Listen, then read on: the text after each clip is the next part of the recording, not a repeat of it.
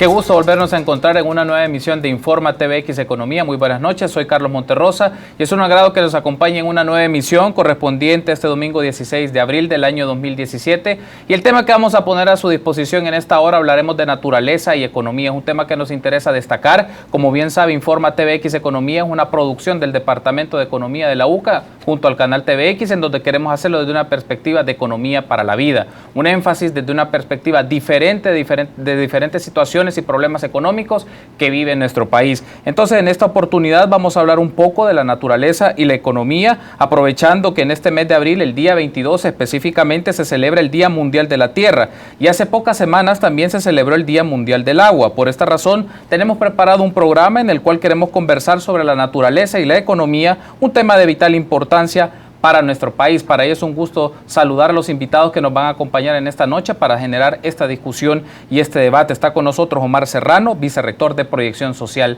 de la UCA. Bienvenido, Omar, buenas noches. Buenas noches, Carlos, buenas noches a la teleaudiencia. Gracias por la invitación. Gracias por estar con nosotros, Omar, y también está con nosotros en esta oportunidad Meraris López. Ella es economista, investigadora y parte del staff de análisis de Informa TVX Economía. Buenas noches, Meraris, bienvenida. Hola Carlos, buenas noches y gracias por la invitación. Gracias a ti por tomar la invitación y quiero aprovechar, como suele hacerse en este primer bloque, les voy a mencionar rápidamente cuáles son las líneas de discusión que vamos a estar desarrollando en el transcurso de esta edición de Informa TVX Economía. En el siguiente bloque hablaremos de la naturaleza como la base material de la vida y de la economía en El Salvador, pero también hablaremos de la economía como una amenaza para la naturaleza. ¿Cuáles son, en este caso, las actividades mineras y el uso del agua? Eso lo haremos en el tercer bloque. En el cuarto bloque hablaremos del costo económico que tiene depredar la base material de la vida y en el último bloque, como bien sabe, las valoraciones finales de nuestros invitados. Dicho esto, entonces el guión, permítanos una pausa. Regresamos.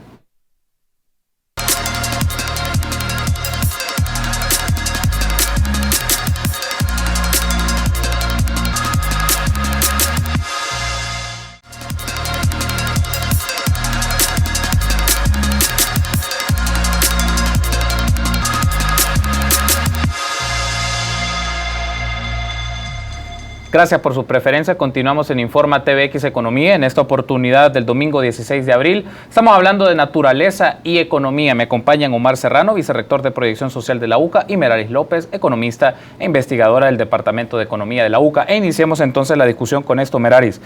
La naturaleza suele ser un gran ausente en la discusión económica, sobre todo a nivel convencional, pero me gustaría que desde la perspectiva de economía para la vida nos haga este planteamiento. ¿Cómo entra la naturaleza en el análisis económico? Bueno, quizás para responder quisiera comenzar diciendo cómo se concibe, digamos, el análisis económico. Sí. Dentro del paradigma preponderante, que es el paradigma neoclásico, la teoría que suele dirigir todos los análisis, la mayoría de los análisis, incluso en la academia, es la teoría que más enseña. Entonces, comienza planteando un problema: ¿qué producir? ¿Para qué producir? ¿Y en qué cantidad? Dentro de esta lógica, la naturaleza básicamente se convierte en un recurso, en una materia prima que se inserta y cuyo objetivo principal es la reproducción del capital. Entonces, podremos decir que la naturaleza dentro de este enfoque se ha incluso desnaturalizado, ¿verdad? No como mera función de satisfacer aquellas necesidades más básicas de los seres humanos, sino con un objetivo específico, que es justamente la revalorización del capital, la acumulación del capital.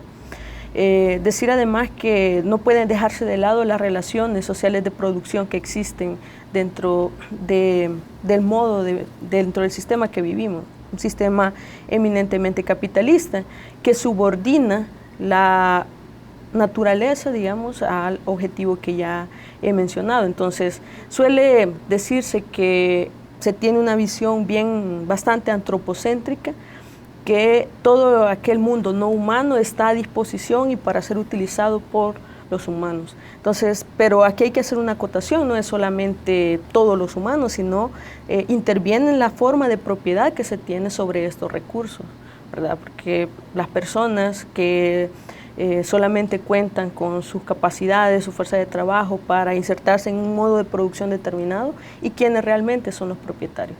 Quienes son los propietarios de todos estos recursos serán quienes pues inserten en esta lógica la utilización de la naturaleza como único objetivo de maximización de las ganancias. Entonces, esto suele dejarse de lado en este problema central que he mencionado: qué producir, para quién producir y en qué cantidad. Este problema económico da o tiene como resultado a su vez otros problemas, por ejemplo, el problema de la distribución, que este paradigma neoclásico suele dejarlo de lado, no se cuestiona cuánto le pertenece a cada quien, porque todo entra por vía del mercado. Entonces el mercado se tiene como el mejor asignador, es eficaz, es eficiente, y todo lo que se haga al final tiene una lógica de optimizar a como de lugar. Entonces, la apropiación y transformación de la naturaleza dentro del análisis económico queda únicamente supeditado a servir como mera materia prima para la producción, para el consumo, y la distribución suele dejarse de lado.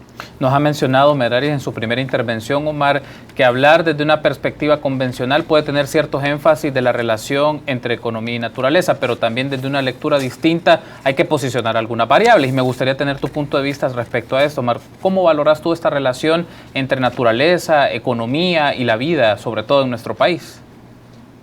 Bueno, yo creo que ningún proyecto económico, tampoco social, tampoco político, puede tener viabilidad si no garantizamos la sustentabilidad ambiental. Eso no lo han entendido los economistas, no lo hemos entendido, creo nosotros. No es viable ningún proyecto político, ningún proyecto socioeconómico, si no tenemos garantizada la sustentabilidad, en este caso de nuestro país, pero también del planeta. Economía, al fin y al cabo, quiere decir la administración de la casa, ¿no? O sea, ahí la casa, la única que tenemos, es el planeta. Yo creo que detrás del modelo imperante que dice Meraris está un supuesto equívoco, y es que los recursos del planeta son inagotables, ¿verdad? Lo que interesa es qué producir, en qué cantidad, ¿verdad? ¿Para qué producir? Pero no nos preguntamos por la fuente de donde sale todo esto. Sí. Entonces, estamos entrando en el país, por ejemplo, a un estado de estrés hídrico, porque pensamos que el agua nunca se va a acabar, ¿verdad? El agua es un producto renovable, pero no es inagotable, que son dos cosas distintas. Voy a poner ese ejemplo, pero podemos poner muchísimos ejemplos donde a los dueños de los medios de producción, a los capitalistas, digamos, les interesa ganar, ¿verdad? Y mientras más tengan, no tienen como variable importante la sustentabilidad de la tierra. Y a nosotros, aunque el nombre a mí no me gusta, pero nos dicen consumidores, lo que nos interesa es consumir, no porque lo necesitemos, no porque sea indispensable para la vida, sino porque está de moda, no porque ya no me sirve el celular, sino porque hay otro nuevo que tiene más funciones, no porque esta ropa ya esté mala o no me quede, sino porque hay una nueva moda, ya está, es decir, también en la población se ha introyectado este modelo, este esquema consumista que lo que hace es agotar los recursos del planeta, me parece a mí.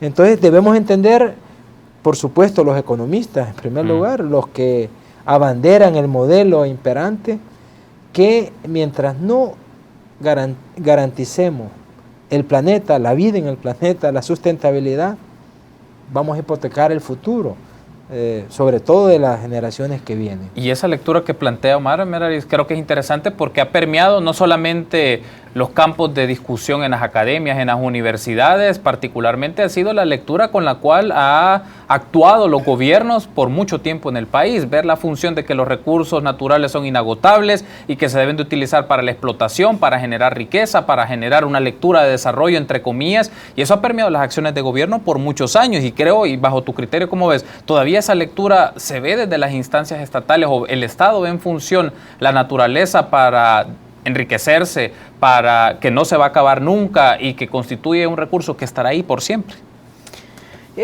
Como decía al inicio, las relaciones capitalistas esconden causas estructurales.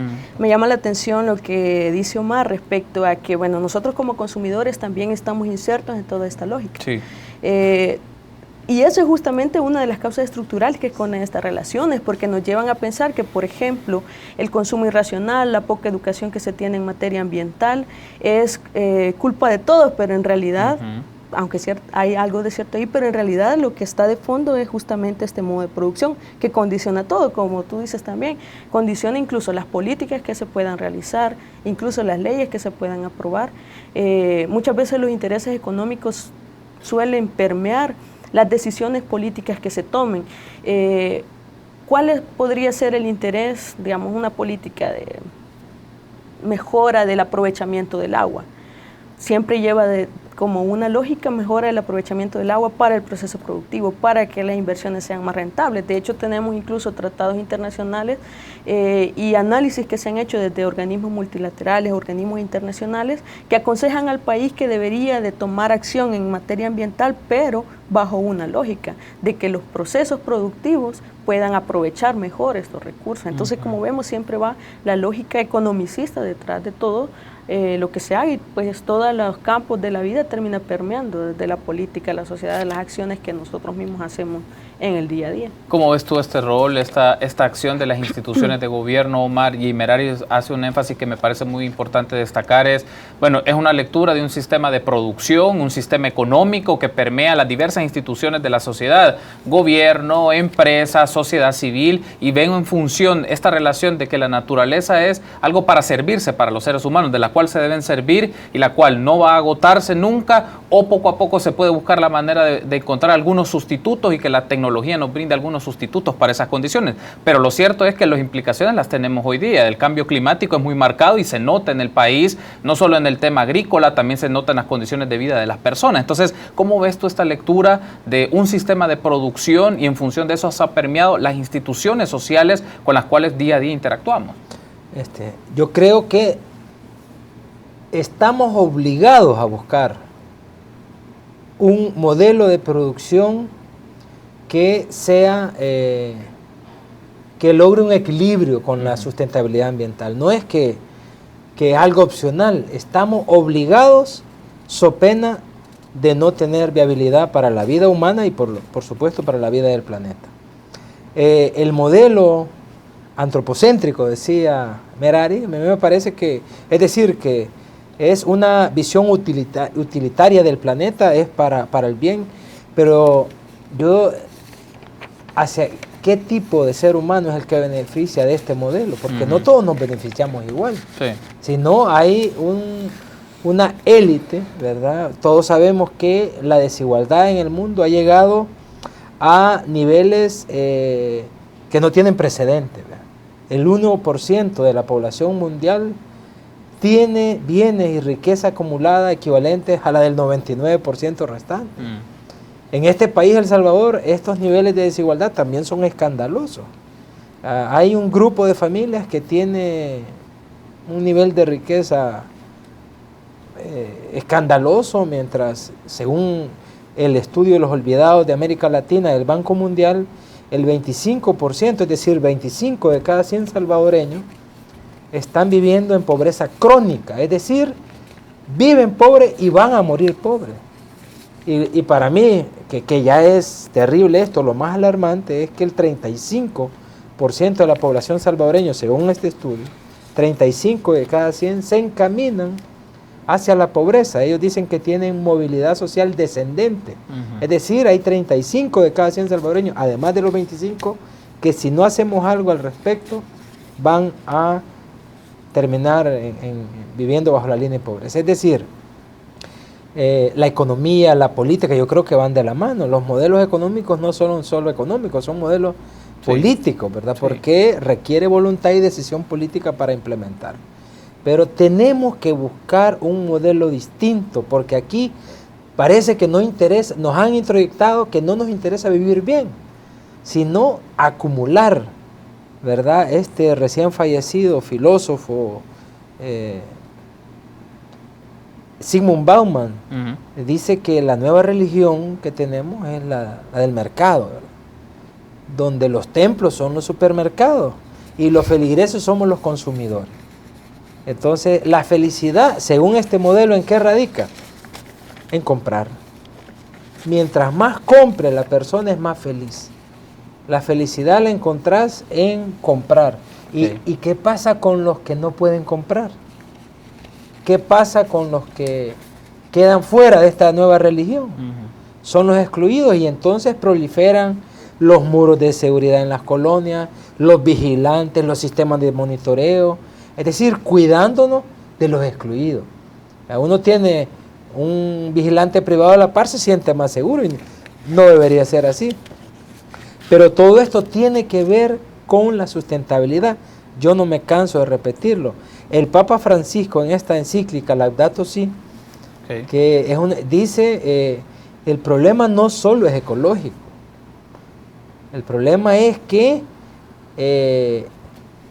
los gobiernos en las sociedades ricas, en los países ricos, y los ricos en las sociedades o países pobres, no comparten con la mayoría de la población que padece los efectos de la destrucción ambiental.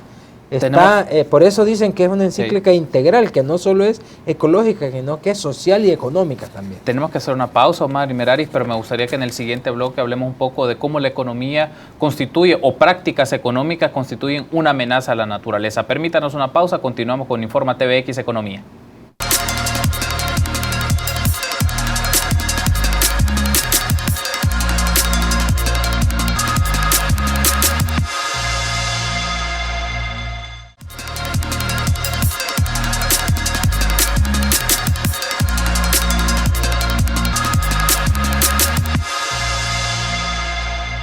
Gracias por continuar junto a nosotros en este espacio de Informa TVX Economía. Estamos hablando de la relación naturaleza y economía. Me acompañan Meraris López y Omar Serrano, ambos de la UCA, y estamos hablando sobre este tema y su relevancia. Y en este bloque me gustaría que hablemos de la economía como amenaza para la naturaleza. Particularmente uno de los casos que ha estado en discusión y tuvo más intensidad en las últimas semanas fue la aprobación de la ley contra la minería metálica que hizo la Asamblea Legislativa, Omar, y me gustaría que hablemos un poco sobre esto.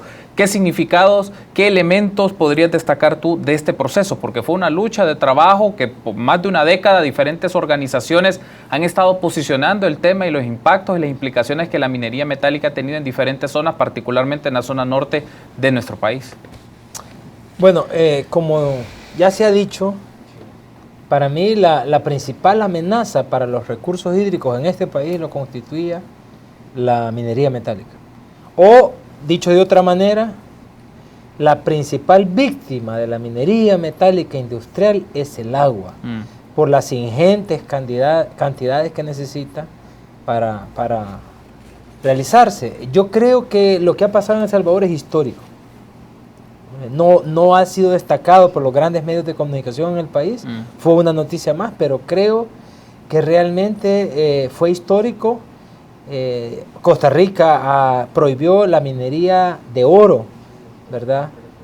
Subterránea, a cielo abierto. Aquí se prohibió la minería metálica en general. Sí. En ese sentido somos una experiencia inédita en el mundo. Para mí la minería, voy a poner de ejemplo este vaso. La lucha contra la minería es como haber llenado un vaso, que aquí unos con unas gotitas, otros con un chorrito, pero todos colaboramos.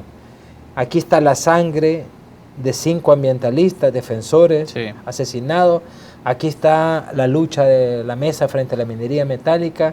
Aquí está la lucha de tanta gente de parroquias que estuvo en contra, de sacerdotes, de obispo, de Monseñor Escobar Alas, que fue para mí el detonante último para aprobar la ley, pero es un esfuerzo colectivo. Y yo creo que realmente es un triunfo de la vida en contra de la muerte.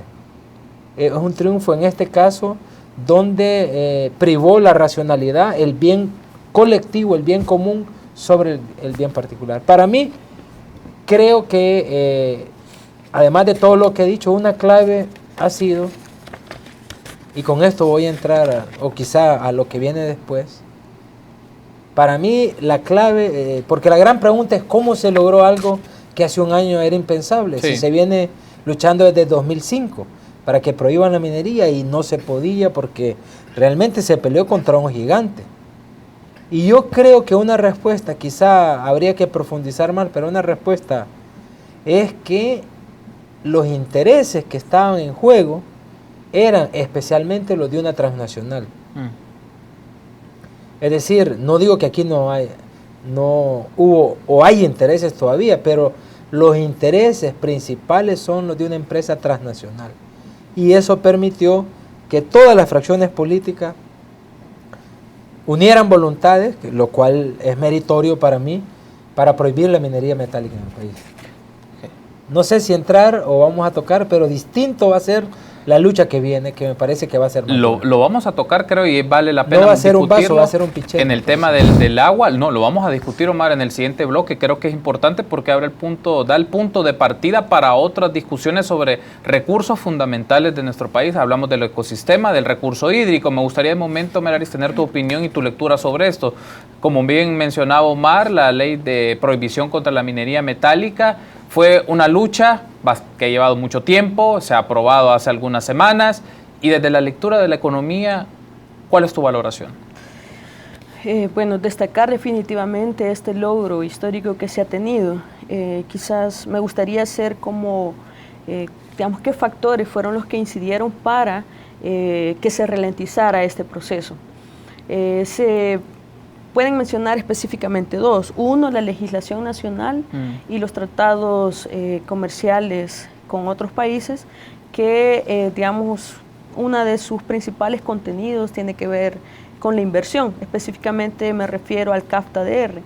En este tratado comercial entre la región centroamericana, Estados Unidos y República Dominicana, expresa como las facilidades que deben de tener los inversionistas. Entonces, de hecho, tener como esto enmarcado conllevó a que el país incluso fuera demandado ante el CIADI, ¿verdad? Porque la Ocean Gold, la Pacific Rim,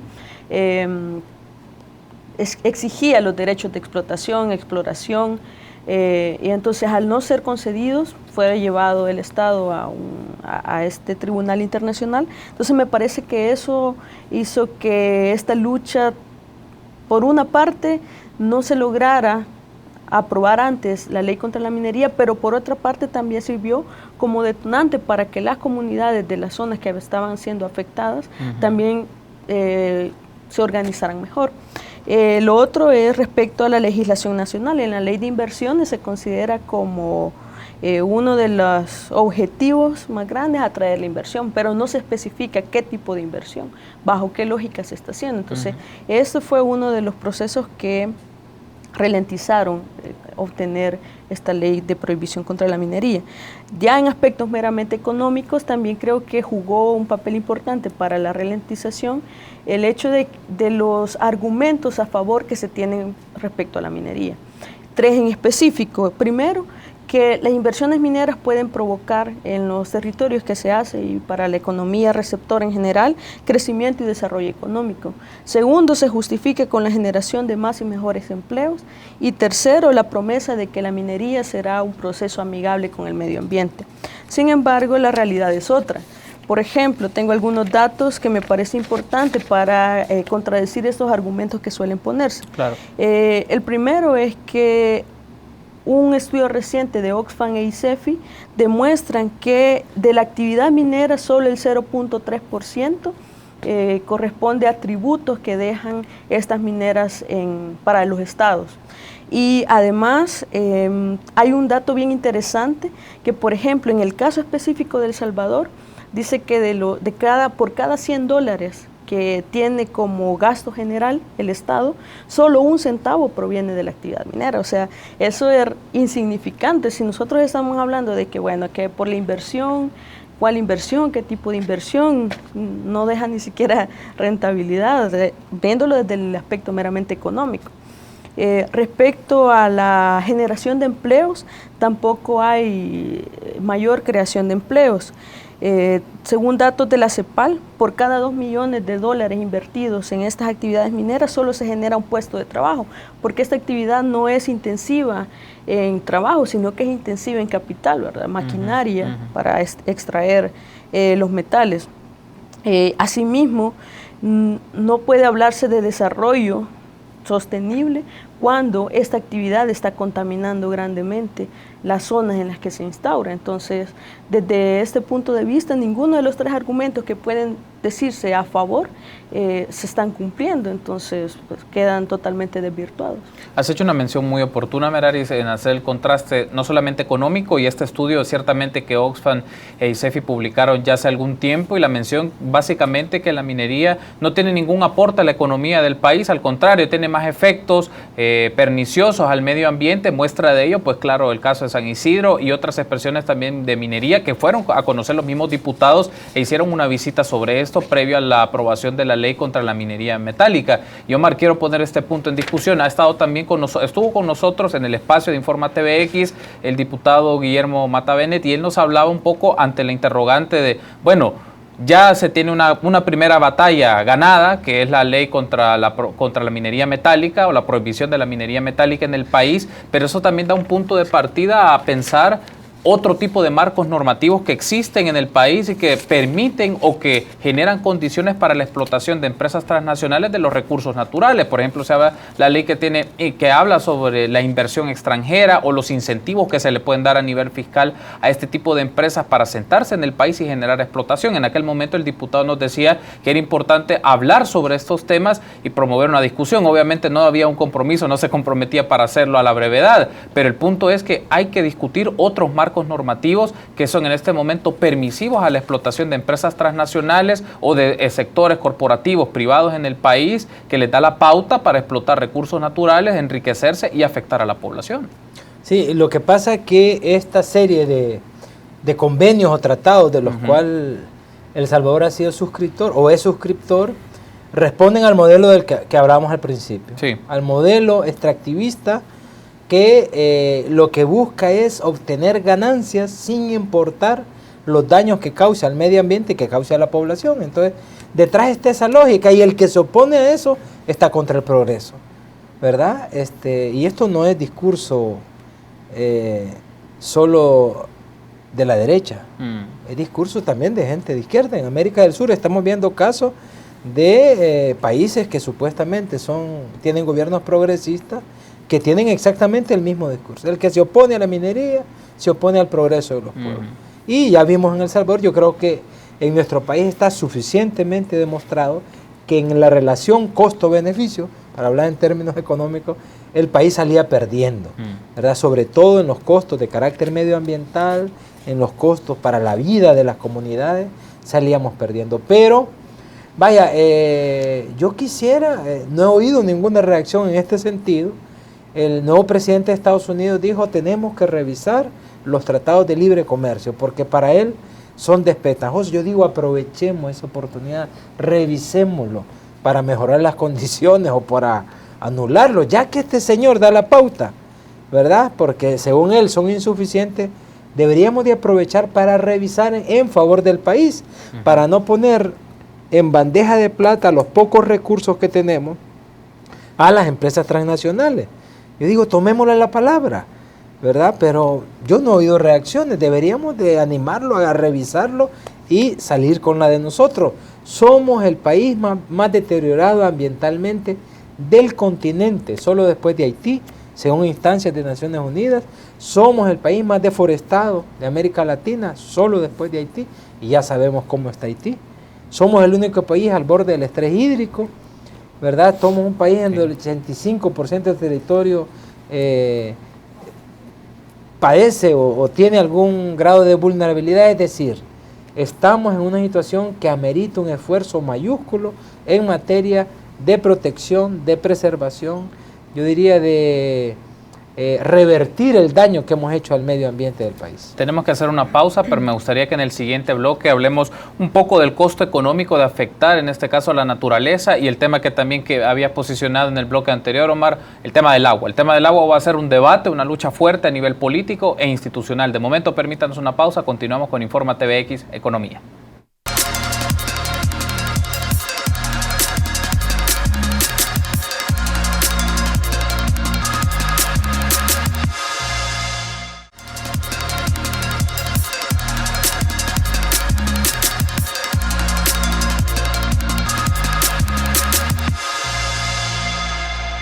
Gracias por continuar junto a nosotros en Informa TVX Economía. La plática que hemos desarrollado en el transcurso de esta hora ha sido muy interesante con Omar Serrano y Meraris López. Hemos hablado de la relación de economía y naturaleza, y en este bloque, en este cuarto bloque, me gustaría que hablemos un poco sobre los costos económicos de depredar la naturaleza. Y iniciemos con esto, Meraris. ¿Cuáles son los costos económicos que enfrentan países como el nuestro, que enfrenta El Salvador, sobre depredar la naturaleza?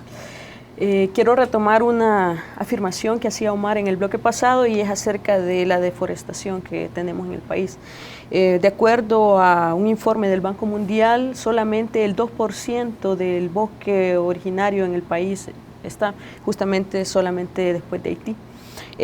Los costos de esta degradación ambiental son sumamente altos, se ronda un 2.5% del PIB, que tiene que ver con enfermedades derivadas de la contaminación del aire, la contaminación del agua, la degradación de los suelos.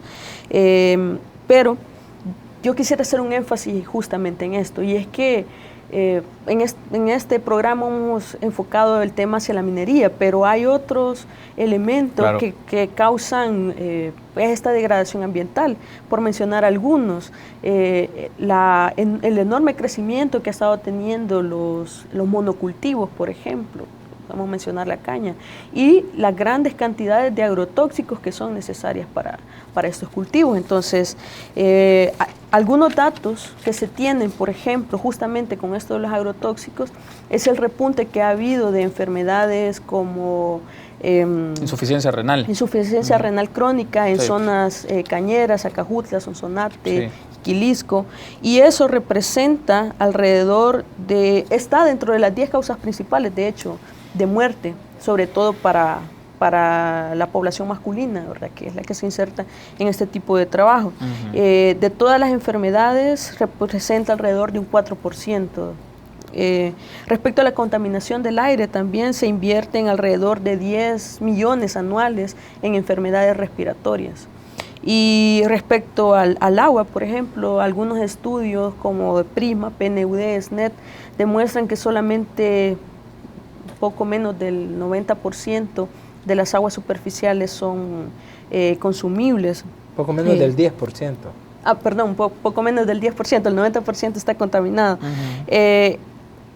Digamos, todo esto trae consecuencias para la salud, son un atentado directo contra la vida. Pues se estima alrededor de 300,000 casos de diarrea asociados a esta contaminación del agua, que representa también un 2% del PIB. Entonces, podemos observar, es un enorme costo económico, pero sobre todo un enorme costo en términos de la vida que se está teniendo derivado de toda la degradación ambiental. Meraris nos ha mencionado, hay costos económicos, hay costos para la vida.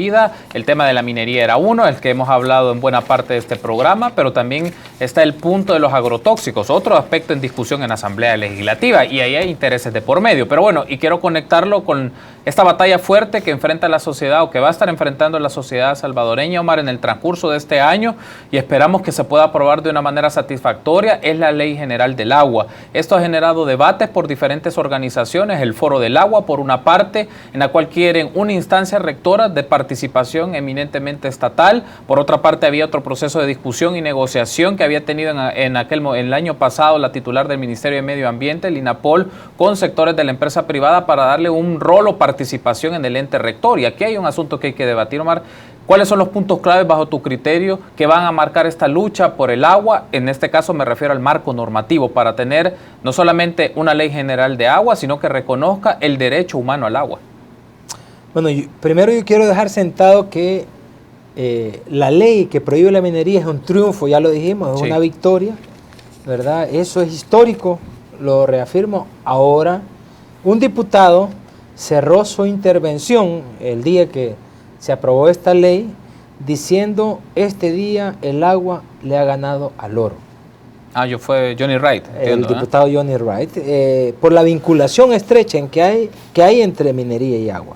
Ahora viene continuar la lucha por el agua, que el agua es la vida, sin agua no hay vida.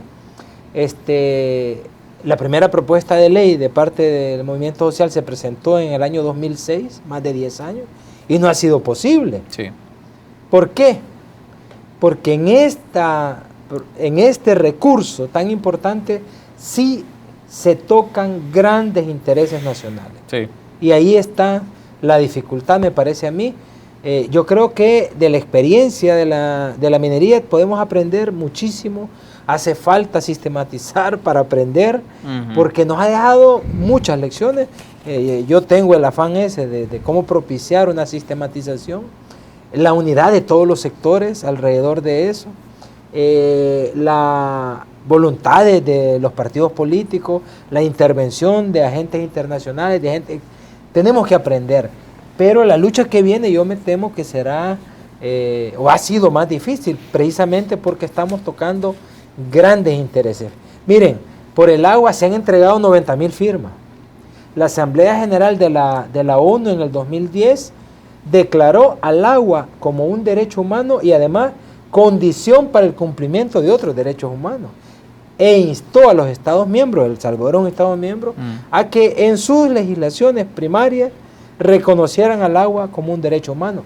No se ha hecho en el país.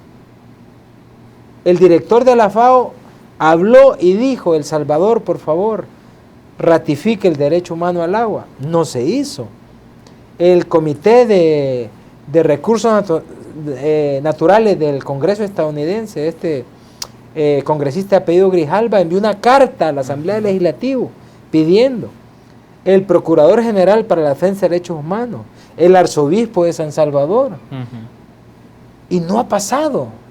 Y no entendemos, sí se entiende, pero no han dado razones que expliquen por qué la negativa a ratificar el derecho humano al agua. Si reconocer el agua como un derecho humano va a beneficiar a todos, incluso a los que se oponen, estoy seguro. Porque los que se oponen son los sectores muy poderosos, aglutinados en la NEP, básicamente el sector que ya salió a relucir aquí, el sector cañero, sí, el sector ganadero y el sector de las bebidas envasadas. Tocamos grandes intereses, pero yo estoy convencido que al declarar al agua como un derecho humano vamos a salir ganando todo, incluso estas empresas. Estoy convencido, pero preparémonos, que la lucha por prohibir la minería nos sirva de motivación, de impulso, porque viene esta lucha que es por el bien del país, incluso de estas personas. Pero es una lucha que hay que seguir librando, me parece a mí.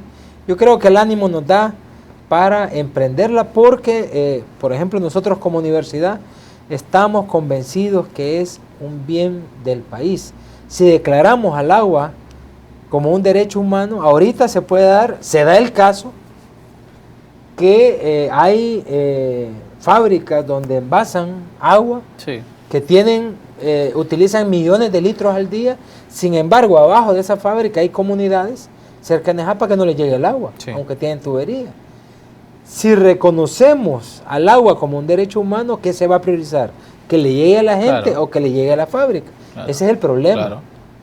El problema de la ley de agua, ¿dónde estuvo la tranca para no avanzar? Porque se discutieron 91 artículos. Es en la institucionalidad, sí, que ya planteaste, sí, ¿verdad?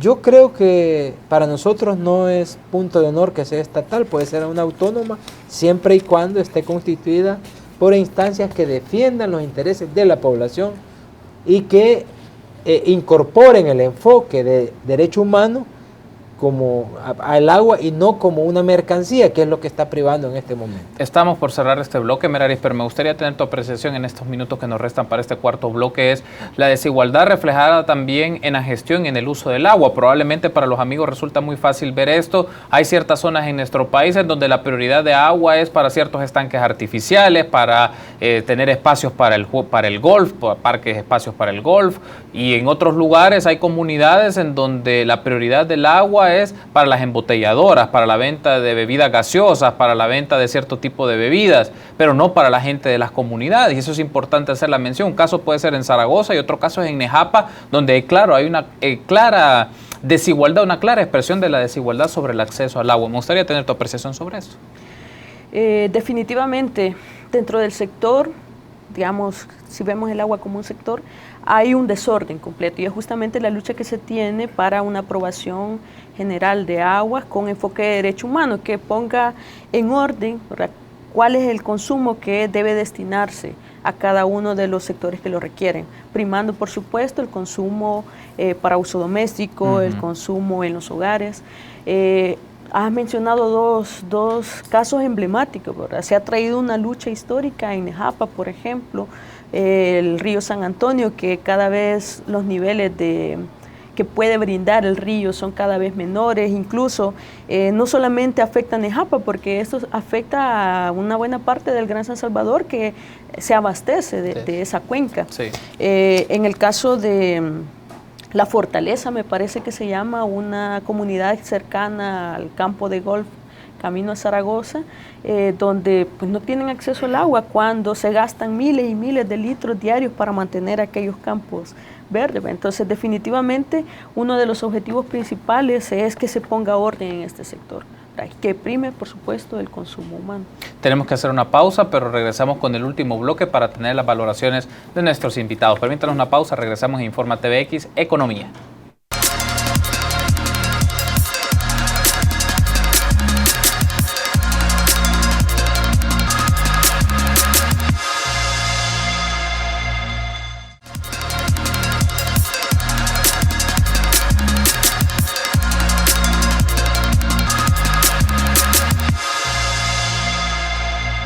Estamos por finalizar este espacio de Informa TVX Economía, que en esta edición del 16 de abril del año 2017 hemos platicado con Omar Serrano, vicerrector de Proyección Social de la UCA, y Meraris López, economista e investigadora del Departamento de Economía de la UCA, en el cual hemos establecido una relación entre naturaleza y en economía. Y hemos hablado en los diferentes bloques, primero, la naturaleza como una base material para la vida y la economía en el país, pero también hemos hablado de situaciones como la economía como una amenaza para la naturaleza, actividades económicas y empresariales que afectan a nuestro país. Uno de los casos es el tema de la minería, pero también la extracción del agua para beneficio mercantil, pero también hemos hablado un poco del tema de agrotóxicos. Es un asunto importante, que eso tiene una afectación en la vida y en la naturaleza, y en el bloque anterior lo hicimos también del costo económico de la depredación del entorno natural. Y en este último bloque, como sabe, es un bloque de valoraciones, de cierre, de los puntos principales de nuestros invitados sobre el tema que hemos estado discutiendo en el transcurso de esta noche. Y me gustaría iniciar contigo, Omar.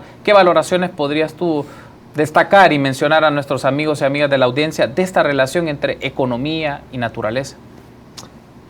Bueno, yo creo que hemos dado un paso importante, pero solo un paso. Ya era tiempo que el país fuera conocido a nivel mundial, porque lo de la minería, yo he recibido reportes prácticamente de todas las latitudes del planeta, diciendo la decisión de la Asamblea Legislativa sobre la minería. Ya era tiempo que no fuésemos conocidos por un terremoto, por una guerra o por ser el país más violento del mundo, ¿verdad? Entonces creo que ha sido un paso histórico, importante, que debe motivarnos a seguir en esta lucha. Me parece, insisto, en que ningún proyecto económico va a ser viable, ni aquí ni en ningún lugar, si no tiene a su base la relación de respeto, de protección, de cuidado del medio ambiente. Y eso creo que debe quedarnos como gran lección a la gran empresa privada, a los gobernantes, a las comunidades, a nosotros los ciudadanos, que si no tratamos bien al único planeta que tenemos, a nuestro medio ambiente, la vida nos va a ser más difícil. Bueno, las temperaturas que estamos viviendo en este mes, uno dice, antes no era tan así, estamos cada año rompiendo récord de calentamiento. Esto no es casual, es por la acción del ser humano, que es el principal agente que destruye los recursos naturales, aunque, como decía Meraris, detrás de esto hay una lógica, hay un modelo que hay que cambiar. Esto no es de la noche a la mañana, pero mientras no cambiemos esta lógica, de todo mundo querer crecer, estamos pendientes cuánto crece el país, cuánto crece esta empresa, uno está pendiente de ganar más, no de vivir bien, sino de acumular, ya lo había dicho yo. Esa es mientras no cambiemos esta lógica, ¿verdad? De depredar para la acumulación, va a ser bien difícil salir adelante, pero yo creo que sí vamos a salir adelante, soy optimista. Y como universidad vamos a acompañar al pueblo salvadoreño en su lucha por cuidar el medio ambiente y yo diría al pueblo centroamericano también, porque lastimosamente no tenemos viabilidad como país. Prohibimos la minería, maravilloso, es una cuestión histórica, pero en la cuenca media-baja del río Lempa, que queda en Honduras, hay 47 permisos de exploración, eso dicen los especialistas. En el lado de Guatemala hay 7 permisos, ya está la mina Cerro Blanco operando, entonces prohibimos nosotros, pero si los vecinos siguen explotando y contaminando el río, del cual el 50% de la población del área metropolitana se abastece, ¿qué futuro tenemos? Entonces, la lucha por el medio ambiente es una lucha por la vida, es una lucha por la sobrevivencia, por la viabilidad, no solo del país, yo digo de la humanidad. Ahora bien, Meraris, me gustaría que en tu valoración quiero incorporar un elemento que es parte de la discusión y de la reflexión, no solamente del campo de la economía, aunque es uno de estos de los preponderantes, también campos más vinculados a la sociología, a la política, discuten estos aspectos sobre el medio ambiente, es la lectura o la lógica del desarrollo. Se habla de modelos de desarrollo, de perspectivas de desarrollo de una sociedad, de un país, pero claro, viene el tema de un desarrollo en armonía con el medio ambiente, en armonía con los recursos que tenemos y con un aprovechamiento de estos, pero que no va en detrimento de nuestra vida, no va en detrimento obviamente del ecosistema. ¿Cómo entra esta variable de desarrollo en esta reflexión sobre el tema de la economía y la naturaleza? Definitivamente tengo que volver a hacer énfasis a lo que mencionaba al inicio, y es el sistema de producción en el que vivimos. Toda lógica de crecimiento, toda lógica de desarrollo está enmarcada en un determinado sistema, un sistema que hemos visto que es eminentemente capitalista, y aquí quizás me voy a poner un poco también optimista como Omar, utópica quizás, y la única solución que yo veo es cambiar la forma de producción, cambiar esas relaciones sociales de producción que prime los menores costos, pero no en términos económicos, sino los menores costos en relación de la sociedad, en relación de la naturaleza, la menor depredación. Digamos, hay muchos paradigmas desde el cual se puede concebir el desarrollo sustentable, el desarrollo sostenible, pero yo considero que si la forma de producción no se cambia, estos solamente son simples maquillajes que al menos en el corto plazo van a detener el colapso, pero en el largo plazo es inevitable, pues sin la naturaleza no vivimos y se acaba la vida definitivamente. Agregado a eso, yo considero que hay que en el corto plazo también, 2 retos importantes. Lo primero es garantizar que estos marcos legales de los que hemos hablado pues se sigan, ¿verdad? Que no solamente queden en papel o que no solamente quede como una aprobación y que digamos hayan espacios para que puedan dar lugar a que se siga con este tipo de depredación. Y lo otro es dotar a las instituciones de herramientas para que puedan ejercer su función de cuidar y de preservar el medio ambiente. Por ejemplo, el Ministerio de Medio Ambiente es uno de los ministerios que tiene el presupuesto más bajo. Tenemos tribunales ambientales que por falta de presupuesto también algunas veces no entran en operación, etcétera. Entonces yo creo que desde mi visión son esos 3 los principales retos. Hay un punto que también quiero aprovechar, ya nos restan pocos minutos para finalizar esta emisión de Infórmate BX Economía, y quiero hacer la mención del criterio de ustedes de dirigirse a nuestros amigos y amigas de la audiencia, pensando sobre todo porque es un público joven. Hemos identificado que población estudiantil, académica de la UCA y de otras universidades han visto este programa en diferentes episodios, y el tema es cómo también la discusión desde los entornos universitarios sobre este tema, más allá de que sea una reflexión de una asignatura en particular, de una evaluación, de un trabajo de investigación, eso no es lo que interesa en este momento, sino cómo esta reflexión de la condición de vida, de la economía, de la naturaleza y de la sustentabilidad también de la humanidad misma descansa en una reflexión sobre estos puntos. ¿Cómo consideran ustedes que este mensaje puede llegar de una manera más contundente, más concreta a nuestros amigos y amigas que nos sintonizan, seguramente jóvenes universitarios, que no solamente tendrán formación en estos campos, también lo vivirán en su experticia profesional, en su día a día profesional, y el tema del agua, el tema de los agrotóxicos, o el tema en este caso de la minería y las implicaciones en la salud, en la vida y en las condiciones de producción van a ser más que evidentes, lo van a palpar en la realidad, Omar? Es que fíjate, Carlos, que yo creo que los jóvenes son precisamente la esperanza para sacar adelante este país. No estoy diciendo que son el futuro, ya son, Pero yo creo que los que vamos a sacar, nosotros vamos a acompañar hasta donde podamos, es la juventud. Es decir, el principal producto de exportación del país ya no es el café, es la juventud. ¿Quiénes están manteniendo este país? El año pasado, si no me equivoco, 4.576 millones de dólares. Los migrantes mandan 12.5 millones de dólares diarios a El Salvador. Los migrantes son los que más invierten en El Salvador, más que los grandes empresarios. Las remesas han alcanzado el 17, incluso hasta el 18% del PIB. La inversión privada llega al 16, 17%. Los jóvenes, sobre todo, son los que más invierten. Y yo creo que los problemas estructurales como este que estábamos hablando, sí, no los van a solucionar los políticos de oficio, ni los de arriba, que se han puesto arriba a costa de este modelo. Los problemas los van a solucionar las nuevas generaciones que entiendan que la política es una plataforma de servicio, no un medio para llegar a enriquecerse. Lo que estamos viendo en los medios es bochornoso, ¿verdad? Si aquí la apuesta no es quién robó, sino que quién robó más, ¿verdad? ¿Quién de los que llegó al poder salió con una cuenta más grande o con más casas, más hoteles, ¿verdad? Yo creo que la esperanza está en los jóvenes y lo estoy diciendo. Como universidad tenemos una escuela de formación política y ciudadana, tenemos 9 escuelas en Centroamérica, y eso que dicen que los jóvenes son apáticos a la política, que piensan más en la realización personal y no en la social, en la escuela es un ejemplo de que no es así. Cuando el joven entiende los problemas ambientales, por ejemplo, que es un módulo que tenemos en la escuela, cuando entienden el sentido verdadero de la política, se comprometen.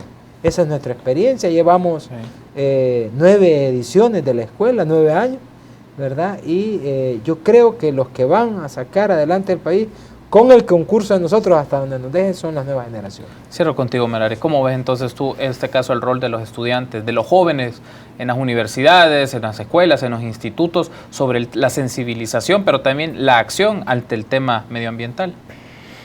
Voy a hablar en específico de, por ejemplo, de la licenciatura en Economía. Yo creo que desde la licenciatura en Economía se puede hacer muchas cosas. En el país hace falta la concientización en el tema ambiental, pero también hace falta tener, digamos, datos, conocimiento para tomar decisiones precisas. Entonces, yo creo que desde la academia se puede aportar, desde las enseñanzas que puedan tener estos alumnos que después serán tomadores de decisión quizás, estos alumnos o alumnas que tengan una concientización podrán tener un mayor compromiso con la sociedad, un mayor compromiso con el medio ambiente.